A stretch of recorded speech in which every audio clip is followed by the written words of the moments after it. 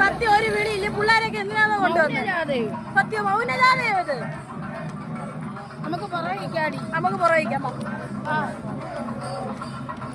അങ്ങനെ ഞാൻ ലത ആൻറ്റിയെ നൈസായിട്ടൊന്ന് ട്രോൾ ചെയ്താണ് നിങ്ങളിപ്പോൾ കേട്ടത്. ട്രോളില്ലാതെ എന്ത് തമ്പുരു, ഇവരൊക്കെയില്ലാതെ എന്ത് തമ്പുരു. അങ്ങനെ ഇതാണ് ഞങ്ങളുടെ പ്രതീക്ഷ എണ്ണം കേട്ടോ.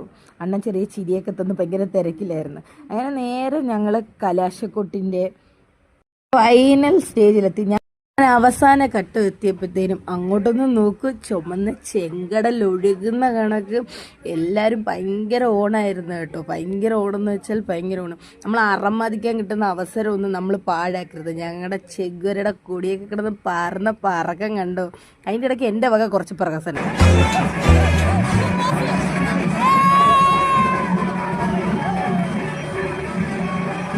ാണ് സ്വന്തമായിട്ട് ചെഗുവര ചമഞ്ഞടക്കുന്നതിൻ്റെ അബ്ദു അണ്ണൻ. വോട്ട് പോലും ഇല്ല, എന്തിനാ എന്നെ പിടിച്ചു നിർത്തിയേക്കുന്നതെന്ന് എനിക്കറിയത്തില്ല. പിന്നെ ഈ നിന്നെൻ്റെ കൂടെ മുദ്രാവാക്യം വിളിക്കുന്നതാണ് എൻ്റെ സ്വന്തം നിഷൻ, എൻ്റെ സ്വന്തം കുരങ്ങൻ കൂട്ടുകാരനാണ് കേട്ടോ.